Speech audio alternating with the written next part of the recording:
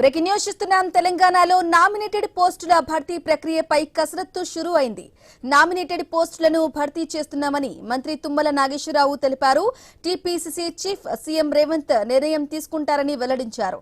రేపు అన్ని జిల్లాల్లో ఇన్ఛార్జ్ మంత్రుల సమావేశాలు నిర్వహించాలన్నారు. ఇన్ఛార్జ్ మంత్రులు, ఎమ్మెల్యేలు, ఇన్ఛార్జ్లు సమన్వయం చేసుకుని ఆశావహుల పేర్లు పీసీసీకి పంపాలని సూచించారు. కార్పొరేషన్ చైర్మన్లు, నామినేటెడ్ పోస్టులు, సహకార సంఘాలు, డైరెక్టర్ల పోస్టులు భర్తీ చేస్తామని తుమ్మల చెప్పారు.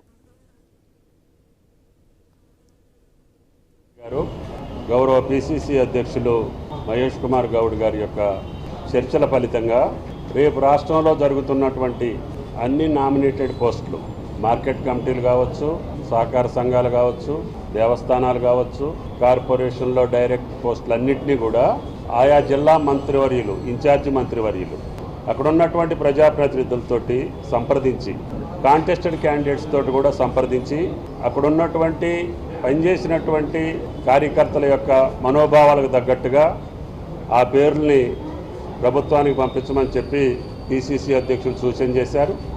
ఆ సూచనని గౌరవ ముఖ్యమంత్రి గారు ఆమోదించి రేపు అన్ని జిల్లాల్లో ఉన్నటువంటి ఇన్ఛార్జి మంత్రివర్యులు ఆ జిల్లా పార్టీ అధ్యక్షులతో సంప్రదించి, అక్కడ ఉన్నటువంటి స్థానిక నాయకులతో కూడా సంప్రదించి ఈ అన్ని నామినేటెడ్ పోస్టుల యొక్క పేర్లు రాష్ట్ర పార్టీకి పంపించమని చెప్పి ఆదేశించడం జరిగింది.